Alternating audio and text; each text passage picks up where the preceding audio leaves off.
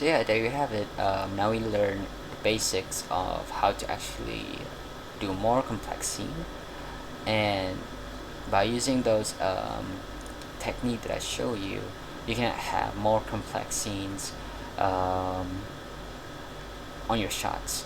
So I'm gonna go back and use my example here. I'm gonna show you the breakdown of the scenes in the video. Okay, so if I go up from the scene here, you can see it's actually like a 2.5D video here.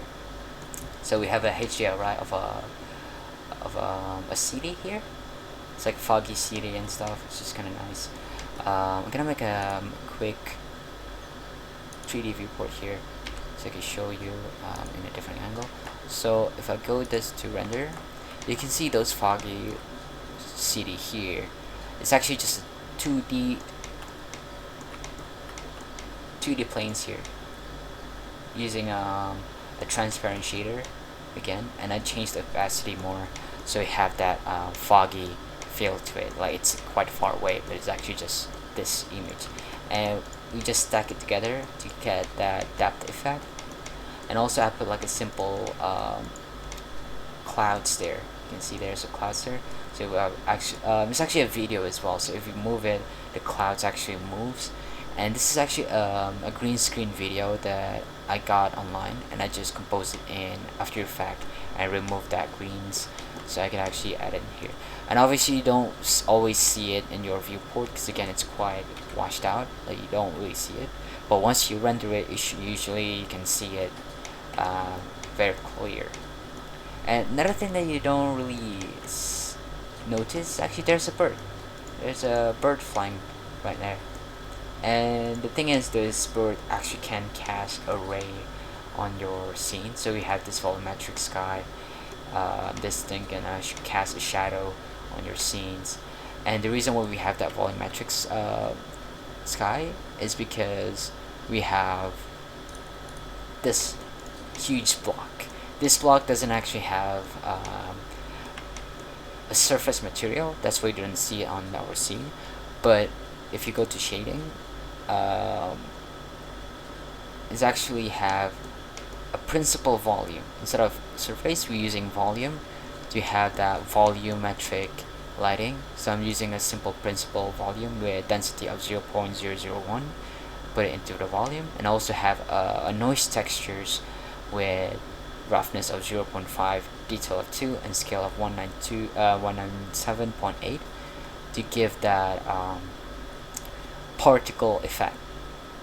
And using this thing, I could then have that volumetric sky lighting in our in the scene. So I'm gonna change it to rendering mode again.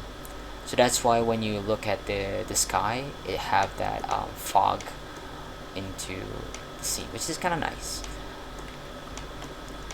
So I'm gonna change it to 0. You can see that there's a bloom here. That's because I enabled this simple yet effective post-processing, which gives it more bloom.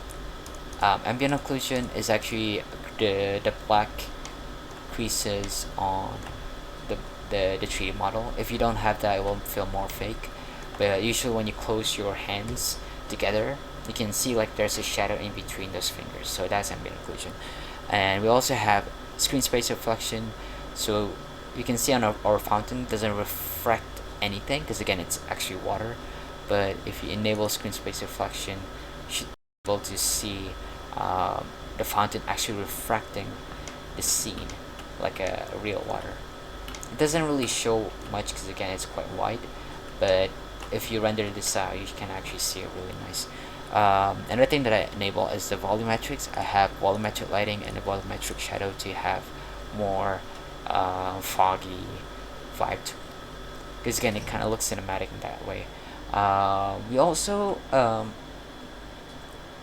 have these buildings here. So if I go out on our building, we have this building, which is actually from the one of the video that we take. We just crop it out, use projection, image projection, and then use it as the textures and duplicate it more.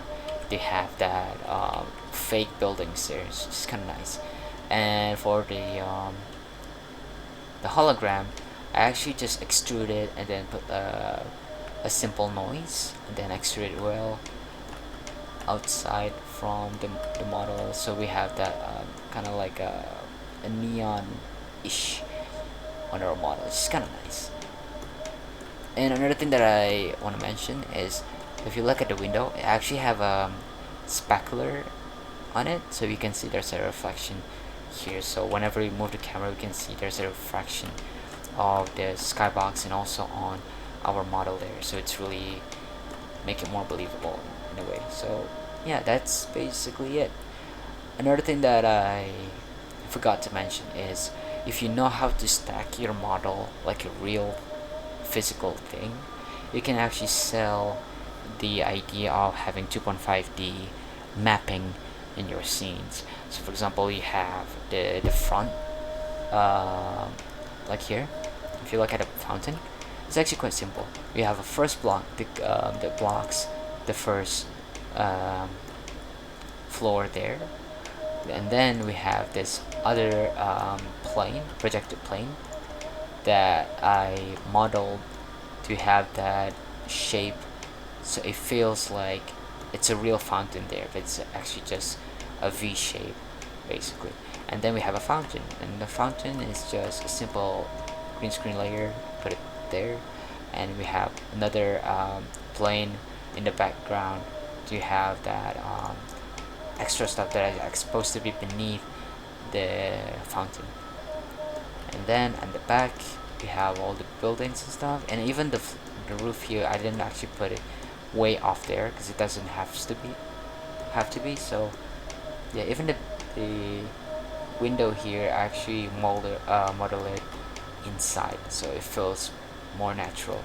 It doesn't have to be super accurate, but as long as it sells, it should be okay.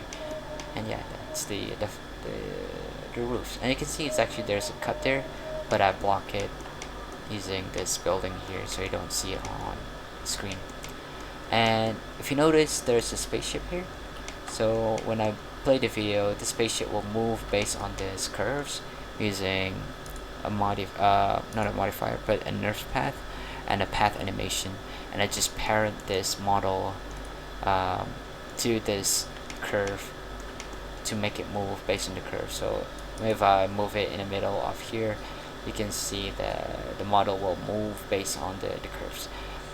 Yeah, so if I go there, you can see the spaceship goes to the end, because again it's the end of the frame.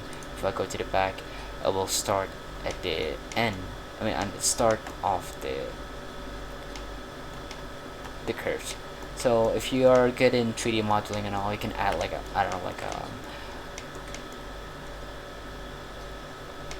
Godzilla or something at the background. It still works. Like you can put the Godzilla here and then do something else, and it should be okay. So yeah, that's a basic matte painting that you can do using Blender. I didn't go too much in depth because again, this is just a quick introduction on matte painting and stuff. But if you have time, you can experiment more, because again, having experience yourself is actually quite nice, especially learning how to do shading and motion tracking, because if you master those two, you can actually have more control on your scenes, especially if you want to have more VFX like bot splatter and stuff, because you can have like a 3D particle effects on your scene, and it looks believable because it interacts with your lighting and stuff.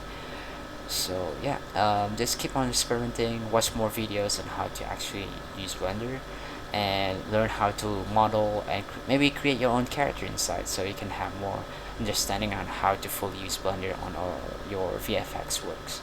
So yeah, that's about it, and thanks for watching.